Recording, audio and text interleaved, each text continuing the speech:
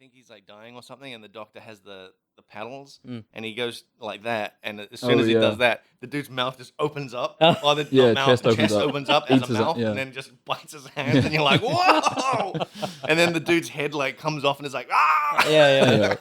And he's creeping around the ground. Yeah, is that when it's like yeah, running yeah, around? it makes Yeah. like legs come out, Yeah. and it's just like, and you're like, fucking what the fuck is that?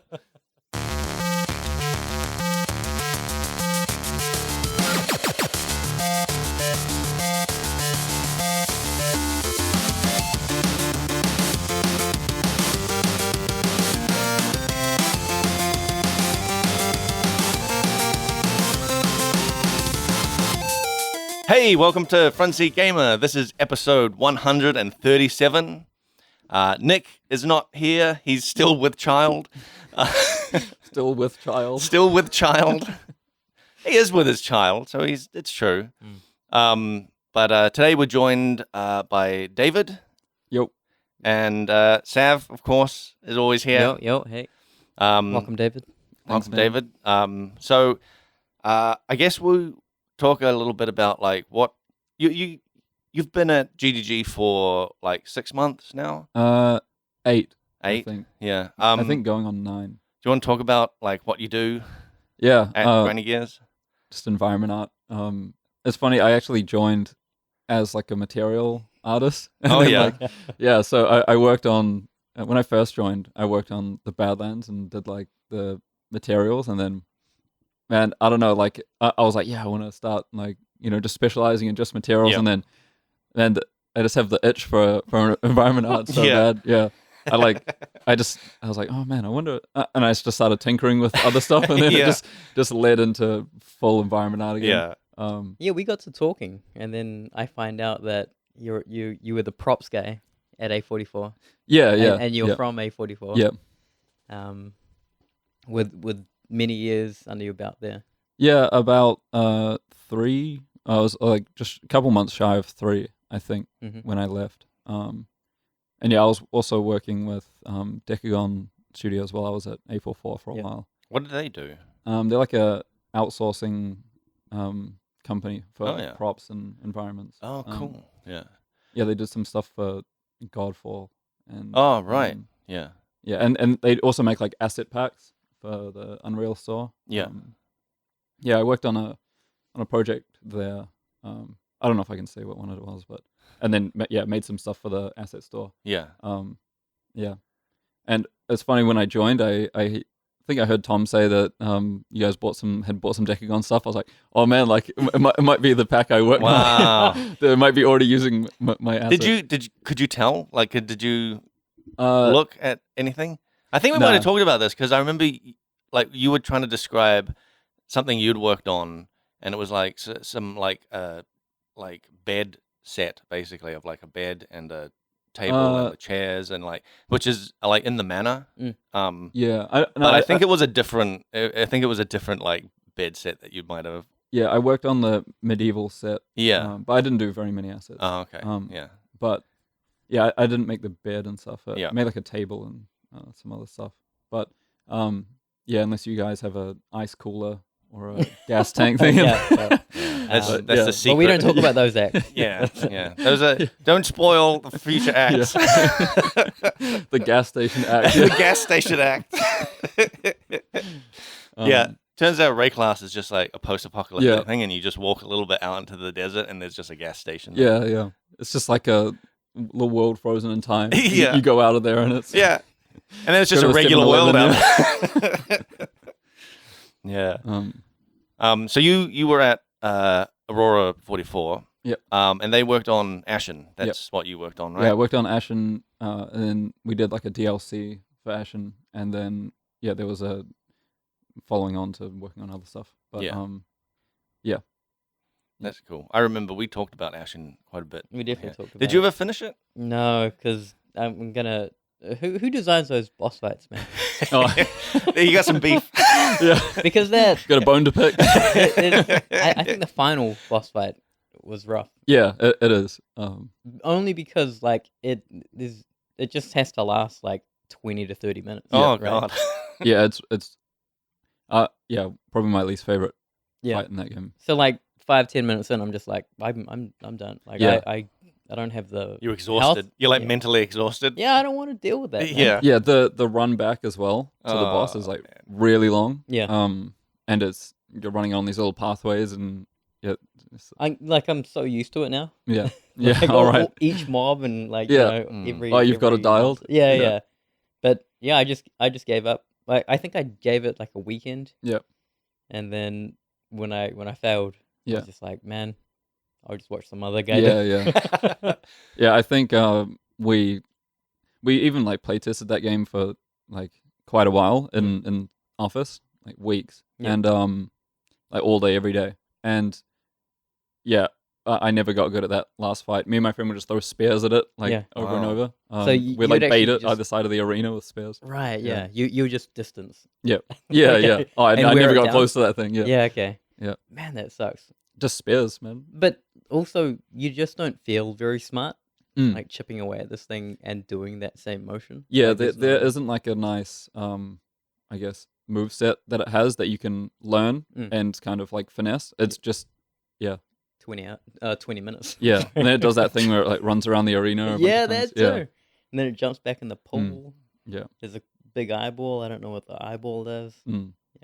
But I love it, and I love how it's a piece of New Zealand game development. Yeah, it was like so fun to work on. Oh, I was real proud too, just to see it and run around in it, and knowing like Big Dog Leighton. Oh yeah, man, that guy. One of the founders. He's the man. Yeah. Yep.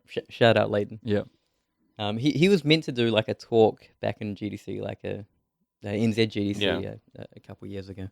He got sick? Was that? Yeah. I remember that. I was really looking forward to that talk. Yeah. It was actually the only one I wanted to see at GDC. Yeah, and then he got sick and was like, oh, man. Man, yeah, that would have been a great talk. I remember we were talking to Dane, who was on the podcast last week, and he's a big Dark Souls guy. Yeah. And even he said that last boss was too much for him. Yeah, he's not a fan of it. Yeah, and he's a fan of just constantly playing Dark Souls over and over in increasing difficulty, and he's like, "Oh, that last boss was too tough." Yeah, there were some other pretty nice bosses, I thought. Yeah, the Lantern one was cool. Yeah, and I'm kind of biased to the I don't remember his name. The guy in the top of the tower, Latharis Tower. Okay. Because I made the arena, so I'm like I have like a special. Yeah, I like that guy. Cool. It's like I couldn't have asked for a better first project to kind of work on. It's really cool. I thought it looked like fantastic, and it was such a smart idea having no faces. Oh yeah, for an indie like small team, like having to deal with faces is like a huge pain. Yeah. Yeah, I'm not sure if that was like or is it just technical decision or a style decision? Yeah, I think it was more easier to project yourself on kind of a blank. Yeah, it totally is. Yeah. I have a feeling that's why the game that Rocketworks is working on, and they're all astronauts helmets. And they've all got helmets on. I have a feeling that's why. Oh yeah, because it's just easier to look high at reflectance on the Because people love shiny stuff, right? Yeah. But why the small hands and feet? I guess feet, right? They had like tiny feet. Oh yeah, they got like little nubs. Yeah, they got pins basically. It's funny. Yeah, the legs, like the skinny legs and stuff that shipped in the game is like actually a lot bigger than they were. Oh my god! When I joined, they were like like pencils. Wow. Yeah. Like, did they even have like a foot rotation? I don't think so. Wow. They were pretty small. Yeah. Oh no, I'm sure they would have. But probably not polished very much. It's such a small movement. From the outside, was it just one massive single texture, and then geo mapped to that one texture throughout the whole game? Oh yeah, we had like there was. I would want to say like just probably 3 or 4 like main atlases that we used for just like everything. Very cool. Yeah, I probably only made about 2 textures, 2 materials on that project. Yep. Yeah, it was so like extremely efficient in terms of the amount of textures we used. Yeah. They were like super strict on how many draw calls and new textures we were making. Which led to like you would get some textual density inconsistencies because you're just cramming stuff onto like this tiny portion of the atlas. But but with that the style, exactly. You can get away with it. Yeah. There was like tilables for the rock and stuff, but for actual architecture, there was just each area kind of had one atlas and just build everything on that. Cool. Yeah, that's cool. Because you didn't need to like there's obviously no baking anything. It's just like poly modeling. Yeah. Which was like, there normal maps as well? On the tilables there was like, but they were always pretty subtle though. But yeah, that was like when I first joined, I was like stressing because when I was at uni, I was just like sculpting rocks in ZBrush, and then Decimation Master, and then just give it like a average unwrap and just this is the workflow. I know. Yeah. And I don't I never like poly model many rocks or anything. And then when I first joined, I think like my second task was to make like the rock kit that ended up being used like pretty much everywhere. Oh wow. And like all through the Highlands, me and Erica, Leighton's partner, we built the rock kit together, and I was like, man, I'm a failure. Like, oh, no. I was like struggling so hard, and I was like stressing. I was taking so long. What was it? The workflow? No, it was just trying to model like really interesting rocks without any sculpting or anything. Oh, right. It was really tough because you couldn't add detail on that level. Yeah, you were relying on like poly modeling and silhouettes and stuff. Yeah, and then you kind of add all your bevels, and then like you're not too happy with how it looks, and man, I was just. It was tough, but it was just a completely different style than I used to. I'd never done any stylized art before that, but yeah, it was cool. We had like some little tools where you could just like really nail the style. Like you would model like a wood plank, bevel it, select all the verts, and we had like a vert scramble thing that would just kind of like shake them up a bit. Yeah, and it gave that kind of like rough bevels. It was really cool. It just fully relied on like hard and soft edges detailing. Where were you using Maya for everything? Yep. Yeah. It was an interesting workflow as well because we didn't dress anything in Unreal, but we used Unreal. So all the levels were built in Maya, and then there was like a script that would save out into like a data table the positions of all the assets. Wow. Yeah. All the kit assets in the Maya file. Yeah. And then you import the data table and re-import it, and it would like grab all the assets from the content browser and place them all again. Very cool. Wow. Yeah, it was really cool. But sometimes when you want to just like, you're just trying to get a crack looking good, and each time you export the whole scene. But I mean, it was fine. Yeah, you definitely wouldn't do that now, right? Yeah. You would try to just do it entirely in Unreal. Yeah. Was there a reason for that, or was it just? I'm not sure. What Unreal? I think, like everyone that was working on it when it was first built was a lot more comfortable. At least is my understanding. Is that they were all a lot more comfortable in Maya than they were using Unreal's tools. Yeah, because Unreal's, it's a lot easier and faster to navigate around in Maya than it is Unreal. Yeah. But yeah, the terrain as well was it was using the Unreal terrain, but you would import your own height map, and so you would sculpt the terrain in Maya, and then bake it out with Turtle into like a height map, and then bring that into Unreal and apply that. So if you were trying to just smooth out like a little section of thing, you had to rebake your terrain again, and that was like. There were times where I was like, man, I wish I could just go on the Unreal smooth tool on the terrain and just smooth it out a bit. But yeah, that was fine. Yeah. We could kick out assets so fast. Just no baking, no nothing, just model. Then. It came together like probably the second half of the game. And I think when I joined and I worked on it for like, I think just shy of a year before it released.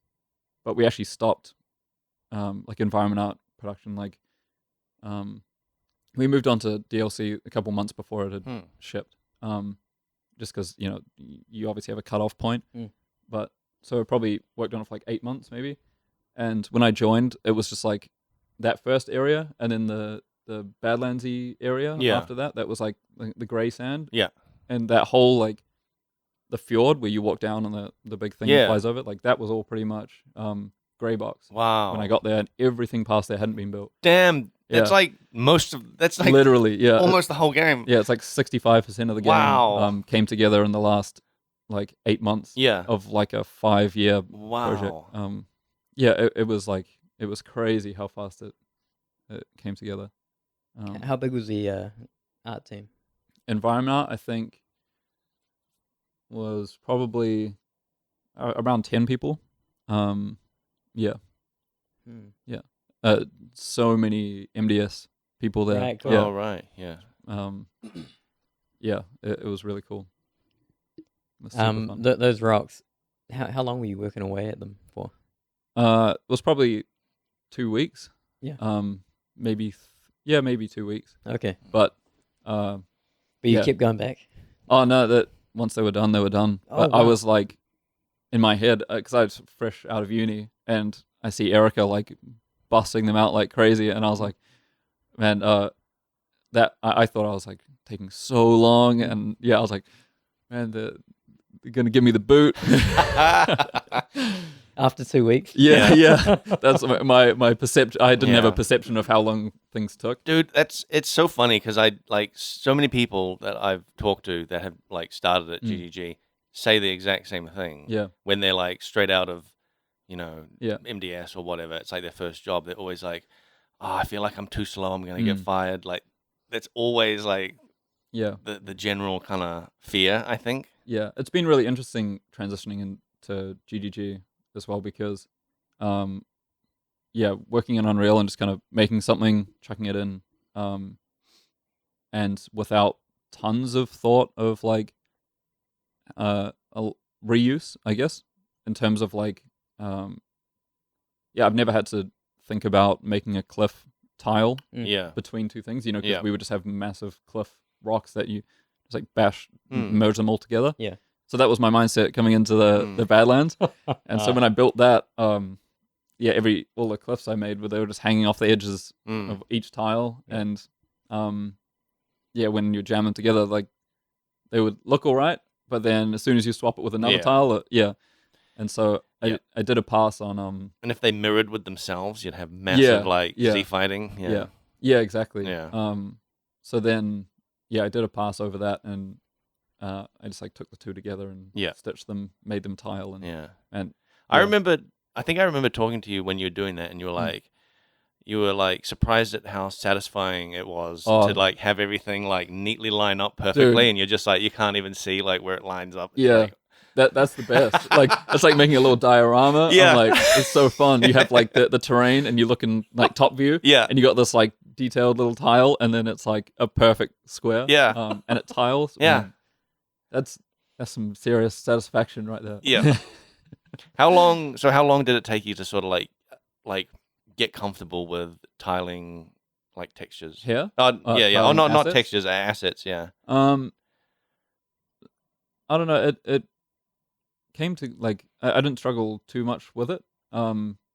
Mainly because of the clone stamp tool and painter. Yay. Man, if I didn't have that thing, yeah, I'd be bricking it. But that thing's amazing. I just take the Megascans asset, and like duplicate it and put them together, and I just like and then I put it in painter, re-UV it and stitch it up in Maya, re-UV it, and then just clone stamp the seam, cut off the edges. That's great. And perfectly tiled. You should have been here during the Photoshop texturing days, man. Oh man, I my whole career, like I started. The first thing I pretty much textured was in Quixel. Oh wow! So I missed that whole.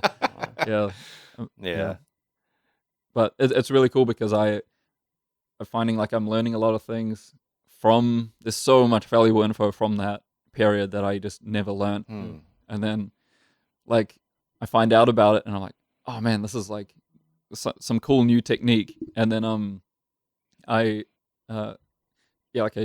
show you like putting the curvature in the height, and then like on like a tiny thing in Painter, and then a tiny opacity, and I was like, man, you gotta check this out. And you're like, dude, like this is old, man. Yeah. I'm like, Yeah. Yeah, that was hilarious. Yeah. David comes over. I don't know. I think I was talking to Fabian at the time, and you're like, dude, I found out this trick. It's like the coolest trick. Yeah. And I was like, dude, if you're gonna tell me about curvature, yeah, on like, overlay, I'm gonna lose my I'm shit. gonna lose my shit. I was like, oh, never mind, I forgot. Yeah, and it was exactly that. Yeah, Oh, man, literally exactly what I was gonna show you. That's great. Yeah. Yeah, it's so funny. Like, I really want to dig through Polycount and find all those things. Yeah. The nuggets. Man. Yeah, little gems. It's so cool. And like overlaying the curvature on your albedo as well, like really slightly. Yeah. Like little things. I found like, man, I just go ham on the sharpen node on PoE because when we crunch stuff down because I work in 2K and then I export it at 1K. It's like sharpen. It's like, that thing, man, it's a lifesaver. Yeah. There's a very fine line between like it looking crisp and just like you gone too far? burn your eyeballs. Yeah. Yeah. Like really grainy and The sharpen's been good, especially on sand. yeah. I Oh, totally. Yeah. Yeah. There's lots of cool little tricks with sand. Sand is tough, man. Yeah. Yeah. There's like a thing in in Designer as well. I think this was something that Stan, materials guy at work, he showed me. But yeah, getting like it's like some little dots, little texture, little dots, like a fractal sunbase or crunch or something, and then you kind of like directional warp, like pull them down a bit, and it gives you like it's like 2 pixels next to each other, and then chuck that in the normal, and it gives you weird glints. You can also do like probably like invert. Oh right, I think single pixels. I think he was showing me this, and I was like, oh yeah, that's really cool. And then Fabian, because there was a point where Fabian for like a couple of weeks was going through his area looking for seams, and seams show up as like little white dots. Oh yeah. And he reckons he loaded in his area once, and like Stan had done a pass on all the sand, so like little glints would pop up, and he thought they were seams everywhere, and started having a panic attack. Oh man. No, yeah, that's really cool. Yeah, I love all those little tricks, like on like car headlights, like inverting the normals, and man, I did some like CS:GO skin creating, and man, like some guys that because you're so restricted to just the maps that they supply or that you can use, and some guy made like a polymer gun, like you can't change the material, only textures, right. And that like when you shine it in the light, you can actually see the light Wow, reflecting. So he just like had inverted the normal in all these areas. And, Oh man, wow, it's so cool. I love all cool. those cool little tricks. wow. Man. Could you see through it? No, Okay. but it looked like you could. It kind of gave the illusion. Nice. And then he had like mastered out where the interior like mechanics of it are, That's awesome. so that when you shine it, Oh, just, there was like, actual bounces the light. transparency in it too? No transparency. Okay. Man, I still don't understand how he did it. It kind of blows my mind. It's so cool. I'll show you. Yeah. Wow. Badlands looks awesome. Oh, thanks, man. Because that was one of my areas. Like, Yeah. we were, like right at the start, Mm. and then you came along, and it was like, go for it, man. Yeah. Yeah, it's really fun just getting an area and just kind of being able to be let loose. And the initial plan was like barren, like even though it is kind of barren, like even more barren because it had way less assets. Like we were gonna go about making that a different way, and then you started introducing different edges. What else happened? Different bone configurations. Yeah, you started like you really just took it on as your own. Yeah, it was really fun. I think the first thing that stuck out to me is when I saw it is like the transition up into the unwalkable area was like a smooth thing. Yeah. And I always find it like I like having even as a player, just like having just a lip or something where you can like 100% know, like once you hit that, that's kind of like it's good for gameplay. That's 100% Eric's thinking as well. Right. Like, there's been lots of times where he's like, I've gotten issues from him that is just like, make this look unwalkable. Yeah. Because it looks like you could like, walk up a little bit on a hill or something like that. So you gotta put stuff there to clearly block the player. Yeah, that's where I think those little like, just like even subtle little changes in the terrain, really help. Like, say if you're walking out in the water and then once you just hit an invisible wall. Yeah, it's nice having some kind of something to actually show instead of just an invisible wall, and you're just like, why can't I walk here? There's like nothing in front of me. It's annoying for players. Yeah, you're also a huge Path of Exile fan. Oh, yeah. When I had played it like when it first came out, a little bit. I think I had about like 60 hours or something, and then I hadn't played it at all. Yeah, really, like here and there up until when I joined, and I think I had like 70 hours when I joined.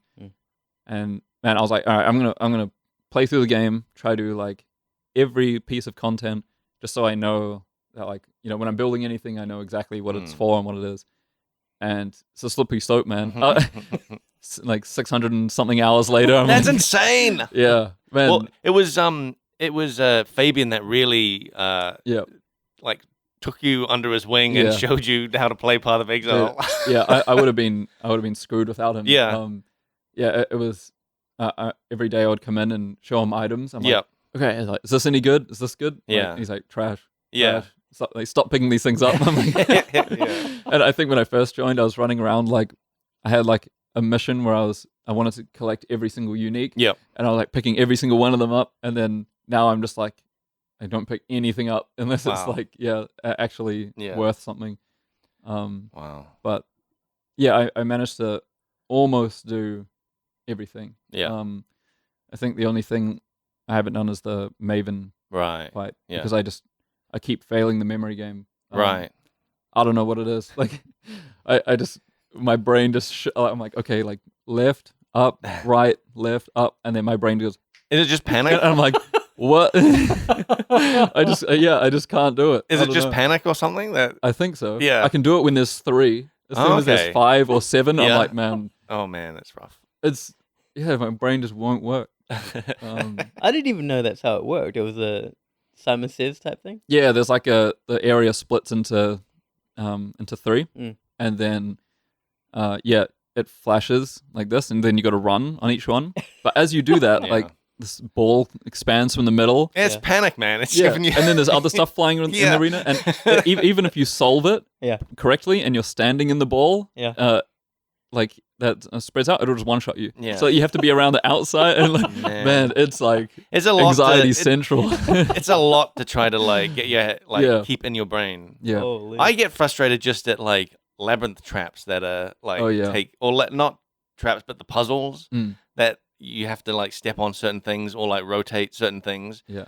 and I'm just like, and like the timed cranks. Yeah, and it's just like you can't. It's a thing you can't just brute force your way through. That's the thing. You have to actually solve it. I always try brute force through all those traps. Yeah, like, I just like run through all the saw blades. Like and I always just end up like running at the same time as one of them. I know you're just stuck with one. Yeah, but you're too far gone now to get to stop. Yeah. You just I'm seeing I'm this all through. In, just out of principle. I really like the look of the labyrinth. It's like one of my favorite areas. Yeah. But gameplay wise, it's alright. It's a pain. It was the labyrinth was real like an ambitious thing, I think, that we were trying to do there. It is really cool. Yeah. The color scheme and it's really cool. That's cool. You played you were around for the league start. Oh yep. Both of them Ritual. Oh, actually, Ritual, Heist, and Ultimatum. Oh, okay. Yeah. I didn't go like super hard out on Heist. I started playing that like midway through or something. Yeah. Like properly, but man, Ritual and Ultimatum, like Ritual, I was at my mate's place at 6 a.m. like ready to go. Whoa. Yeah, Ultimatum as well. Like I woke up early, get in queue. How long I don't know if we should say, but how long were you in queue for? Oh man, that was a Even a rough day. developer had problems. Yeah, man. We were in queue for a while, and then we got in, and I was like so excited, and then we were pushing through, and then the areas would you would go to a new area, and it would just time out. Man, that's such a bummer. And yeah, that was sad. Yeah. I feel bad for everyone that was at work. Yeah, I know. Yeah, but rough. yeah, I went pretty hard the next day. Yeah, that's great. Yeah. Are you playing with Fabian? Yep. Yeah. Yes, We keep mentioning Fabian, but I don't know if people know who he is. He's another level designer that's been, or not environment artist, and he's been with us like 3 years, I think now, probably something like that. Yeah. Yeah. And awesome. he was a huge PoE fan. His application to us was fan art of Lion Eyes Watch. And then he got to actually remake it for real. Yeah. And he's the guy that remade Lion Eyes Watch into how it is now. Yeah. So you playing with him? Yeah. So he goes to bed pretty early and gets up early. Yeah. And plays in the morning. But we catch each other online for a couple hours. Yeah. But past like 9, I play with my other mates. Cool. But he's kind of like, they're all friends now anyway. Yeah. We play together anyway, so it's fun. That's great. That's awesome. I got hooked, man. Yeah, that's so great. Yeah. Yeah. Have you been playing anything else? I've been playing Skater XL. What is that? It's like do you know Skate 3, Skate 2? Yeah. So aren't they like PlayStation 1 games or something? Nah, they're like Xbox 360. Oh, okay. Era. Oh man, okay. But so the last one they released was like 2010, I think, something like that. Yeah. 2011 maybe. But so people have been like itching for a new skateboarding simulator. Yeah. And it's like finally one's come out, and it's all built in Unity. So I've been like I've been playing that a lot, but the art's pretty like average, and the gameplay is like amazing. There's like no kind of set animations for the board or anything. It's like full full control. Wait, no set animation? Yeah, so there's no like the kickflip. Yeah. It doesn't have like a kickflip animation. It's all kind of physics based. So that would be a nightmare, I'm sure. It's really hard. What is it, like QWOP but skateboarding? Pretty much, yeah. Oh my god. But not as hard. But it is difficult. Like the learning curve's crazy. How did the controls work though? Is it like one button raise a leg or something? Or? So the left stick, if you're skating, it depends on your stance. Yeah. But, one stick is your back foot, one stick is your front foot. So you'll hold down the back foot and then flick up on the front foot to do an ollie. Oh my god. And then like you hold down the back foot and flick to the right to do a kickflip, and then wow, it's like the most it's really cool, most realistic feeling. Yeah. When you said skateboard simulator, you weren't joking. Yeah, like, it's literally it's close. Holy hell. Yeah. Because I played back in the day. I played Tony Hawk. Oh yeah. Yeah, and that was like, you press a button, you do an ollie. Yeah. You hold a button, you hold the board. Like, and then Skate 3 the Skate series like took it a bit further. Yeah. Where they're like, you hold down and then up at one stick, control both feet. Yeah. And we were like, when that came out, like, man, this is like so cool. Like, like it's not just a button and a kickflip. And then Skater XL has gone like down the rabbit hole even further, and it's like really wow. Yeah. Have you seen people doing moves that you're like, I don't know how they're doing it? Yep. Yeah. Especially there's like it's only really good with there's like a lot of mods, and it's only good with mods. Yeah, pretty much. Because if you play it vanilla, like your guy ollies so high, and like but when you play with mods, you can like slow it down so you don't go super fast everywhere. You can ollie lower, and there's a mod that like when you do a kickflip, you actually have to click the stick in to catch it with your foot. So like it doesn't like auto catch the trick. So you have to like, if you want to do a kickflip onto a ledge, you have to like ollie, like hold down one stick, flick up the other, and then like click the stick in to catch it, and then land on the ledge. And it's crazy. I see people skating with that. I'm like, I've got like 80 hours in it. I'm like, I have no idea how they do that. Wow, it's crazy. Holy but hell. Yeah, I skated for like 10 years, so it's like really, it's real fun to kind of relive that, I guess. Wow. Vicariously through through Skater XL. That's insane. I didn't even think that there'd be a game like that. Yeah, there's like a multiplayer Yeah. as well, and so me and my friends just skate around a little skate park, and we kind of like play games of skate, and it's real fun. I was playing that the whole day on Ultimatum, the league start day, because I'll play PoE and then it would time out, alt tab into Skate Racer, and then oh man, get back in queue, play, and then yeah, it's really fun. Oh my god! Did you ever see that Tony Hawk's hoverboard peripheral that he Tony Hawk's Ride? Yeah. Yeah, because that seems like the most one-to-one. I stayed pretty far away from that. Oh no! Because I was a huge fan of the Tony Hawk games. I played them a ton when I was a kid. Yeah. Same here. Yeah. I would just spend like probably 50% of the time in the map creator, like building skate parks and building cities. Yeah. And, I think so Neversoft was doing that from like 1, 2, 3, 4 Underground 2. And I think maybe some ones after that, but Robomoto like took it over. Yeah. No bueno, man. They just drove it into the ground. But that remake that came out recently of 1 and 2 was like really good. People are praising that like it's a return to like the good old days. Vicarious Visions, so they're doing the Diablo 2 remake as well. So they're like really good at making old stuff. Yeah, making old stuff really good at being true to the original. I think they did the Crash remake as well. But that, man, as soon as I saw that they were doing it, I was like, this game's going to be good. Wow. I clocked that thing in like 5 hours. Oh my god. It all was coming back to me. I remembered where all the skate letters are, and so fun. I never even tried to clock that game. Oh, yeah. I don't even know what I did in that game. I just skated around with no timer. Yeah, with games like that, I always have like I pick the most unrealistic goal and then just aim towards that. Like like collecting all the uniques. I always do it. Like with PoE as well, with my builds. Like I get my build to a certain stage, and then where most people would like probably make a new one, or like Fabian just keeps making new ones to try lots of different stuff.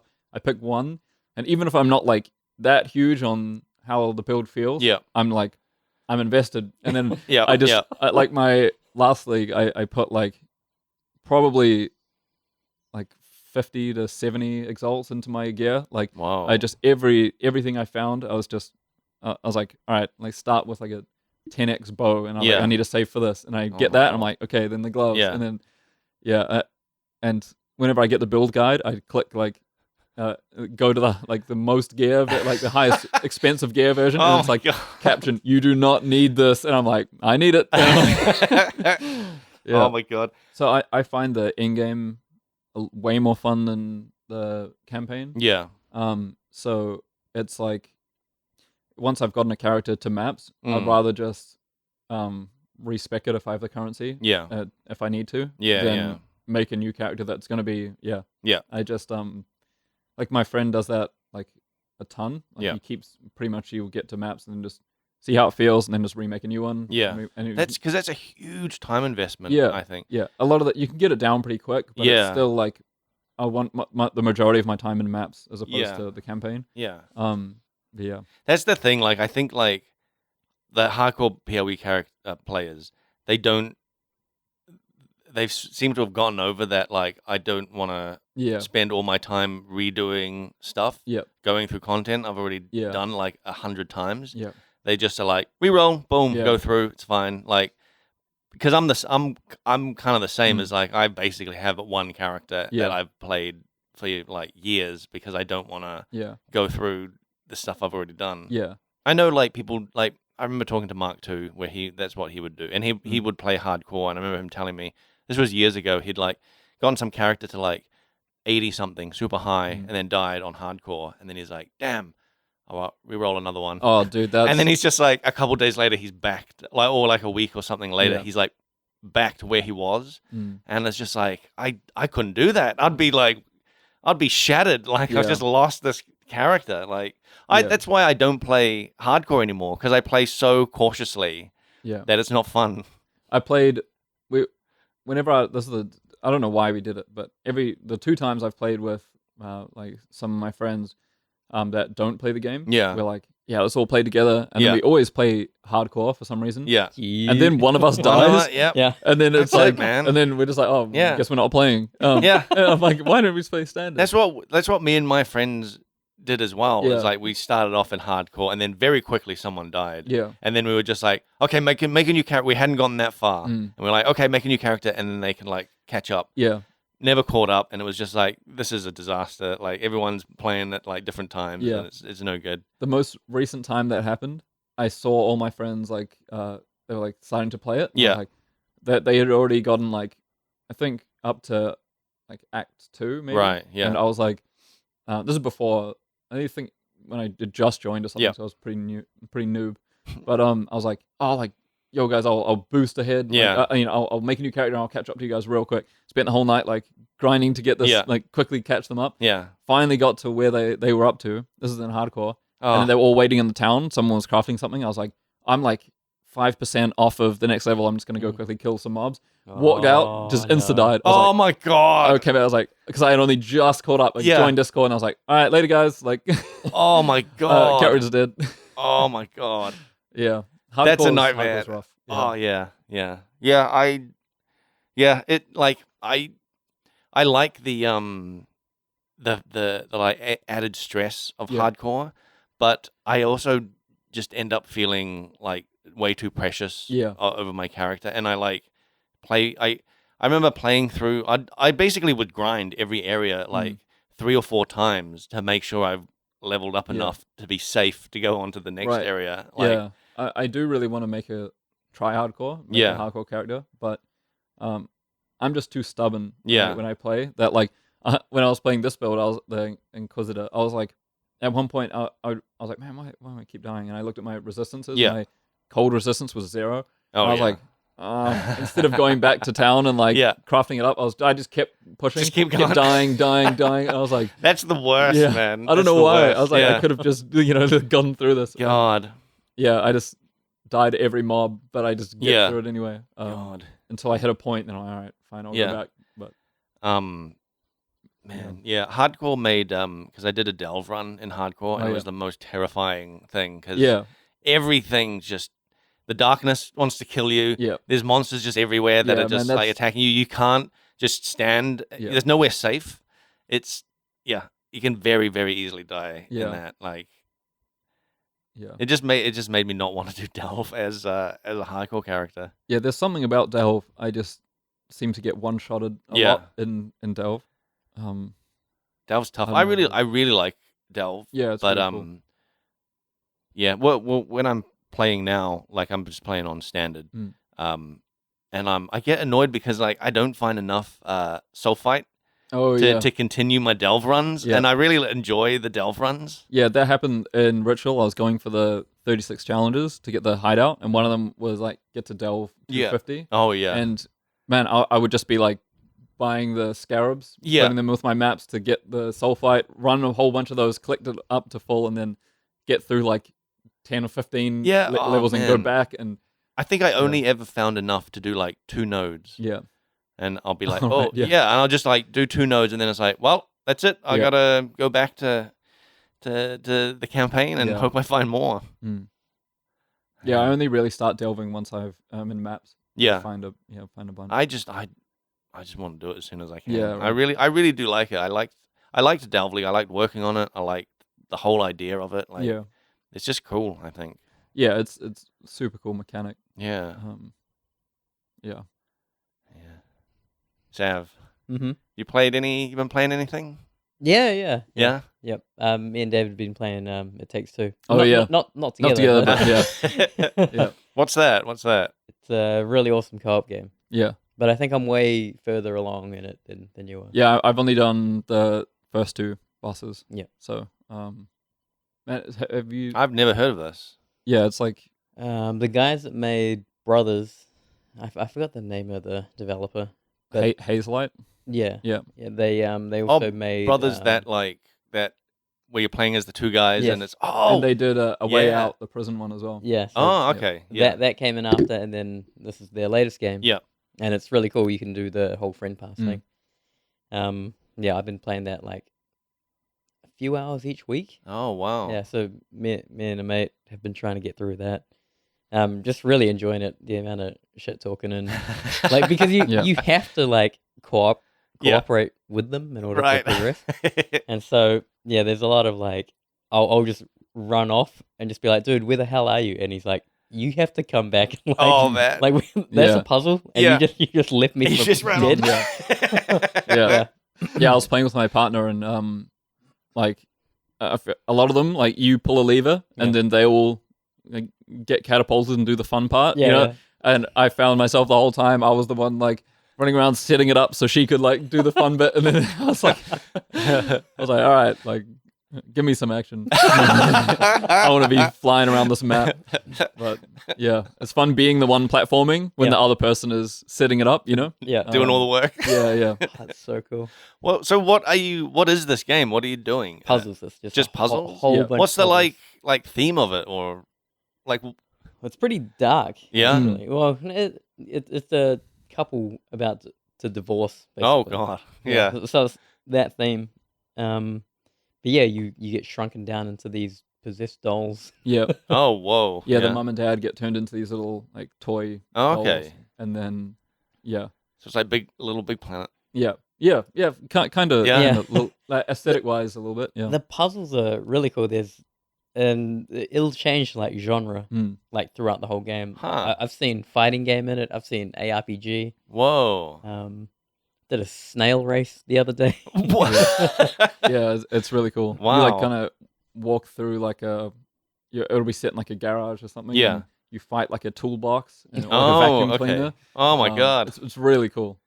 Wow. How long has this been out? I've never even heard of this. I think a few weeks now. Wow. Yeah. But yeah, I'm having a blast. It's really cool, and some of the puzzles are just ridiculous. Yeah. Yeah. The ones that would just make you think like you're an idiot. What is the hardest puzzle you've come across? I at the time they're typically like really frustrating. Yeah. And then you complete them and you're like, I'm an idiot. And I don't want to remember that ever again. So there was one that me and a mate were looking at for the longest time. You've got like magnets. And we were just like, how the hell do you do this? Like, you've got to be over there. I've got to be over there. But we've got to get, like, across this bridge.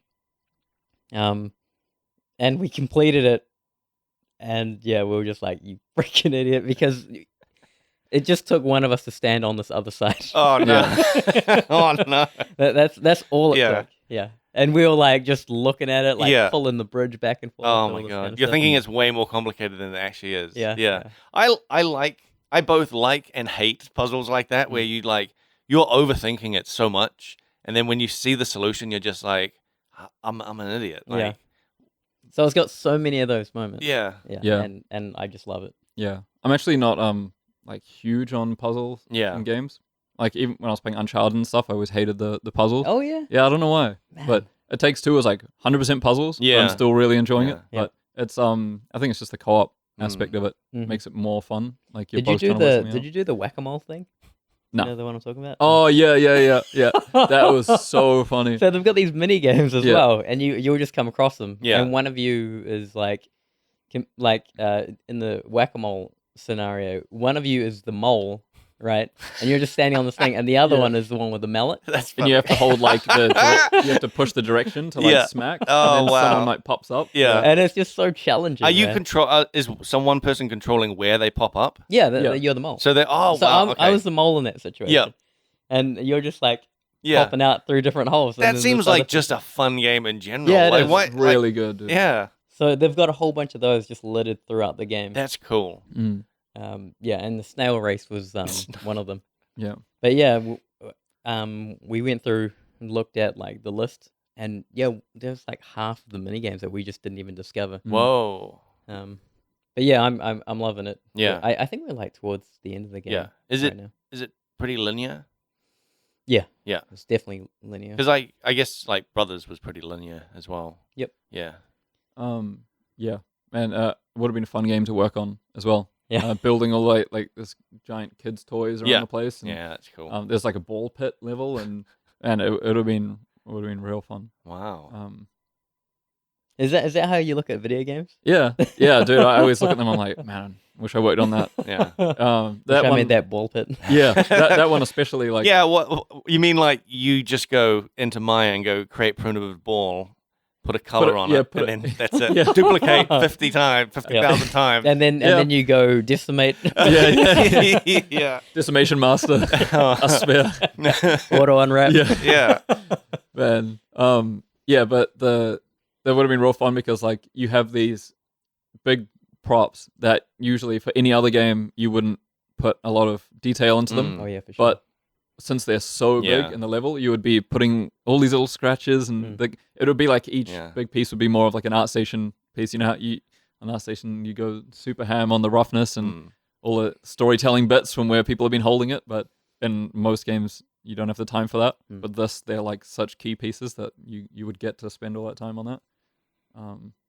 That's interesting too. And like the scratches couldn't be too small. Yeah. Right? Because like your character is actually small. Yeah, like yeah. they can't just be like little scratches. They Yeah. have to be like big, like, you know. Yeah, from like a person. Yeah, from a person. Like Yeah. Yeah. That's interesting. Yeah, that's kind of that's the first thing I thought is like usually in any other game all these props would be on 256 map down there, but now you actually get to fully model out stuff you would never that you would never get to make. Yeah, it's cool.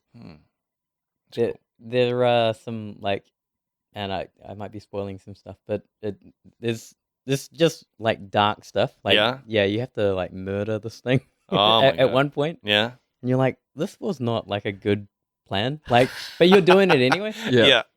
And then things play out. I like that though. That's what like Brothers had some dark stuff. Oh yeah. Towards the end, and you finish that game feeling like, man, I just went through something. That was like a journey I just took. You know. Yeah.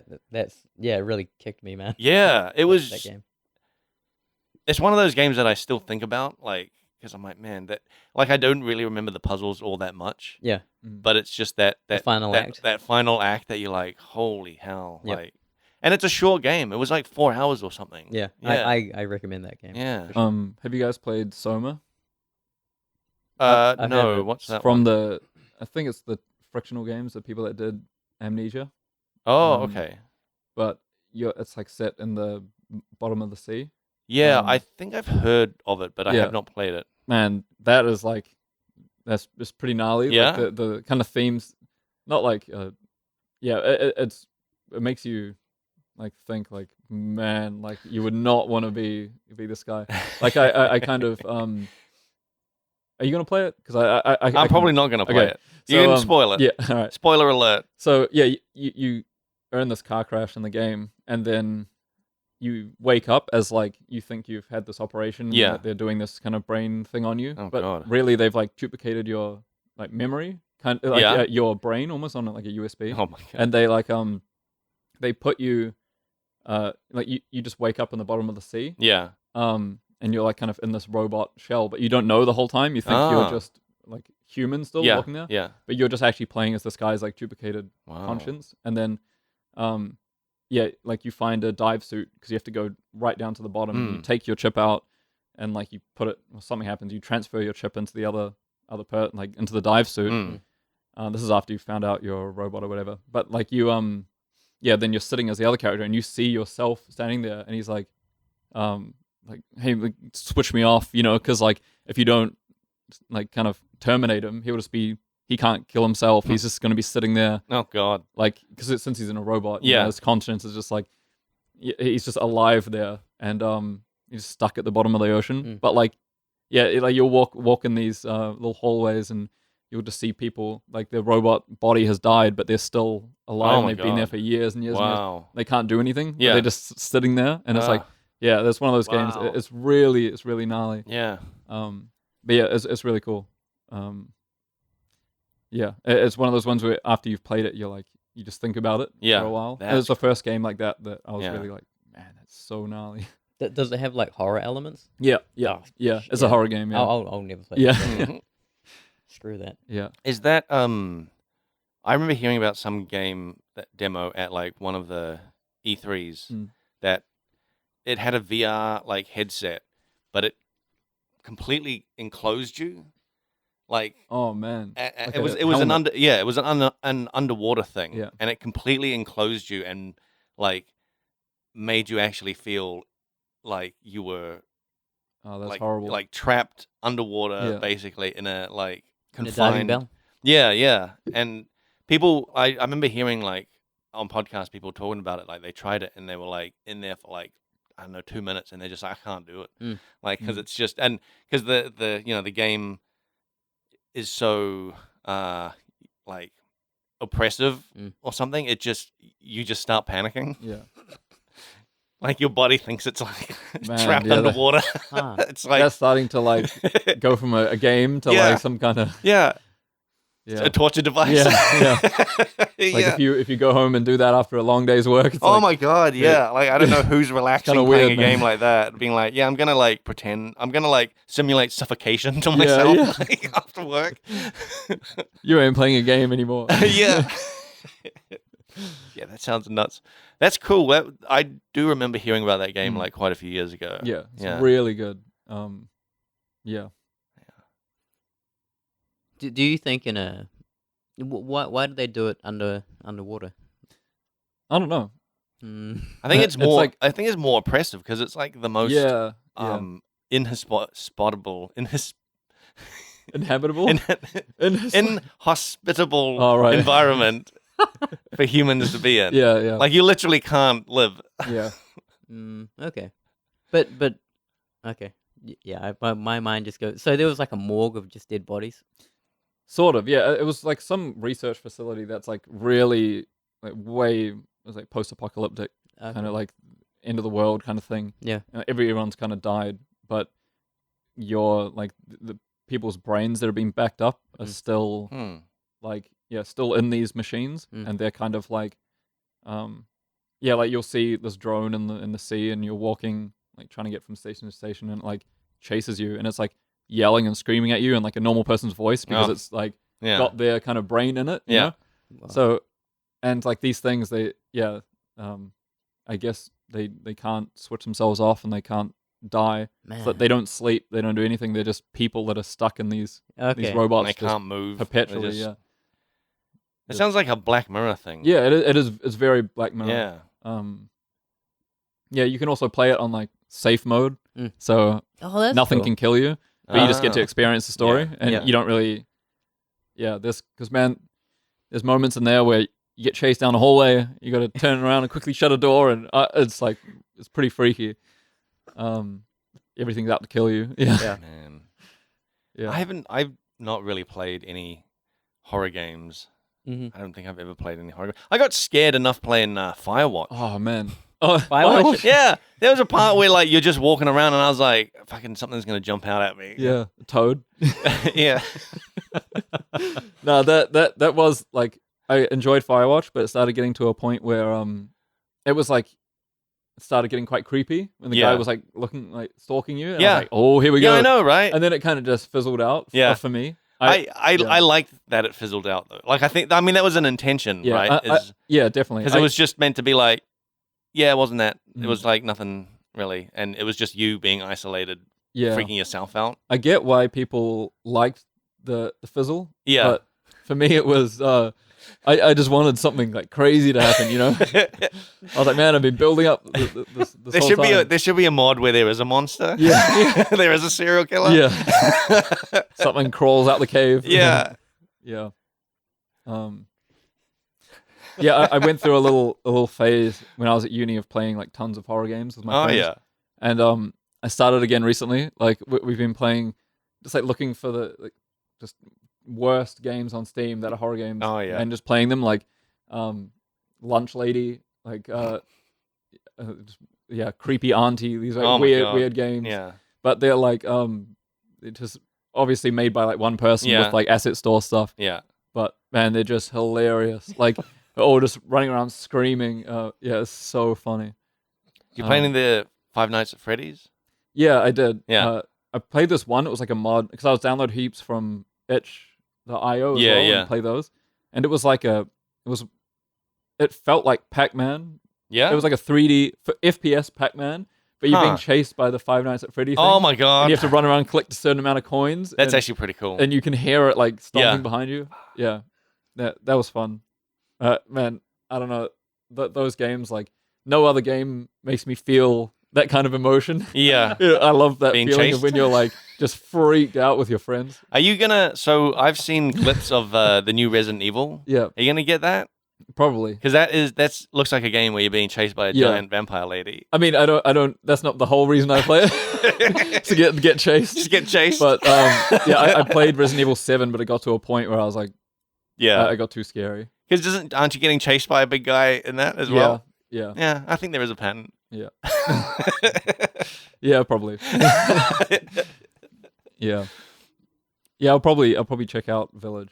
Yeah. Wait till it goes. I'm actually interested in that because I have not played a Resident Evil since like 3. Since like Nemesis. Yeah.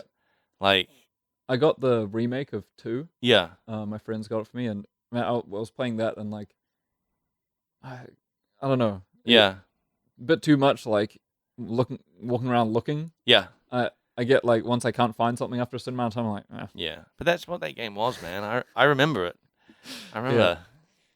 You're just looking for stuff all the time, looking for someone. Yeah. Or looking for something or someone. And then the ammo was so scarce. Yeah. Yeah. Yeah. It's really cool. Yeah. But after so many years of Counter-Strike, I'm You're just using up all your ammo on one zombie. Yeah. Yeah. Fast paced.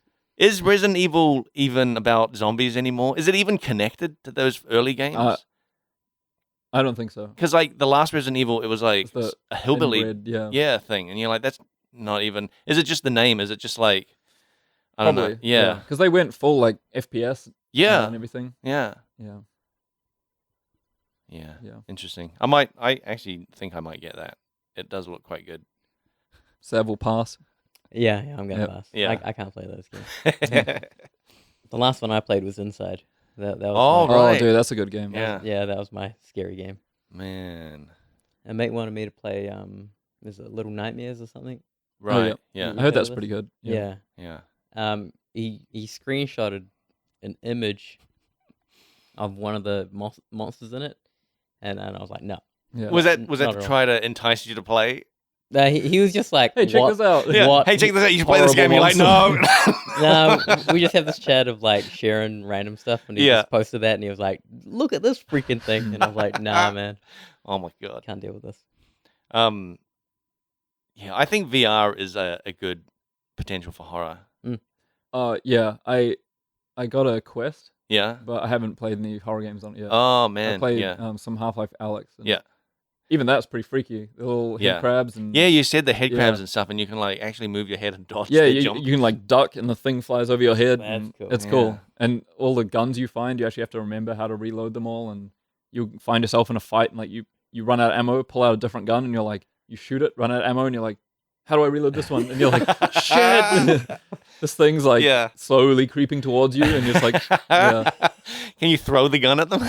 I don't think you can. Just give up and go, throw your gun. Yeah. I'm so on the fence of getting, I have a feeling I'm going to get a Quest this year. They're good. Yeah. They're really good. I want to play No Man's Sky and Sam's just shaking his head about it. in VR. I think that'll make that game fun. Yeah. I was surprised you can play Half-Life Alyx on a Quest. Yep. That's cool. You can get like a link cable, plug it Mm-hmm. in, and it runs really well. I did a bunch of research of, compared to other ones. Yeah. Nice, okay. Before I got it, but yeah. They're pretty cheap as well. Yeah. I think they are the more affordable ones. Yeah. I think all up I paid like $600 or something. Yeah, that's good as well. Wow, that is really good. Yeah, that was with like the link cable and the headset and the controllers. Wow.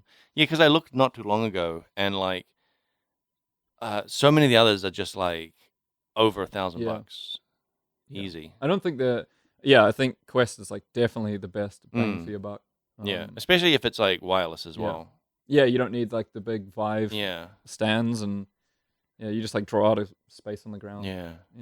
Because I used a development Oculus way back. Oh right. And like that was cool, but like Yeah, the cables and stuff were. And the FOV is quite like narrow around your eyes. What's the longest you've spent in it? Probably like 35 minutes, 40 minutes. Oh, really? Yeah, I can't do it for very long. Okay. What happens? Oh man, I don't know. I just it's like a diving bell. It feels like You feel like you're suffocating. I think I either just have a weak neck, or like the thing. It feels like I get a sore neck. Yeah. Like it feels like it's pulling my head down. You need a neck brace. Yeah. Maybe that's why you. Maybe I need to like go to the gym and put a belt around my neck and lift some weights on it. Yeah. Oh my god. Train it up for long Alex sessions. Yeah. Holy hell. Start ducking more head crabs. Yeah. Wow. Yeah. Man, I'll be able to flick shot my head around.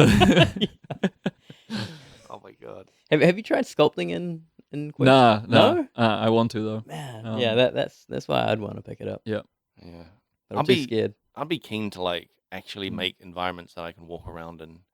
I think that's what would get me interested in doing personal work again. You can use it with Unreal and like. Oh yeah. Oh, I think you can. But you can. I've seen someone might have been Unreal. Yeah. They were placing objects around and standing yeah. there and building a scene. Huh. Yeah, that's cool. Wow. You're just like a builder at that point. Yeah. Just laying down bricks. Yeah, you're just a tradie. Yeah, he's just a tradie. Wow. Cool. So I think we should probably wrap this up. It's been just over an hour. Cool. Thanks, David, for coming. Yeah, no worries. Thanks for having me. It was great. Thanks, Sam, for being here. Yo, Yep. Anytime. Anytime, every 2 weeks. Yeah, every couple of weeks. Yep. So we are. I can never wrap this up properly. We are on Facebook at. Oh wait, I'll get my phone. I forgot this written down. We are on. Email us at frontseatquestions@gmail.com. We're on Twitter at frontseatcast and facebook.com/frontseatcast. We have a WordPress site, frontseatgamer.wordpress.com. We're on YouTube at youtube.com/frontseatcast. And we've not done any twitching for quite a while. Mm-hmm. I should get myself sorted out with that. Like, now that I've got, like, fiber internet and stuff. Yep, your new machine. Yeah, and a new You got machine. a streaming PC? Yeah, I'm sorted. I just need to. I'm kind of just waiting on a good game to be like. I want a game where it's like I'm playing it for the first time on stream. Oh man, I got some good horror games for you. Yeah, maybe that's what I should Lunch do. Lady. Lunch Lady. What is Lunch Lady? It's just a game you're getting chased by a lunch lady.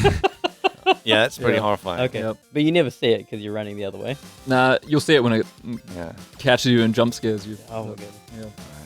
All right, cool. So, thanks everyone. We'll be back in 2 weeks.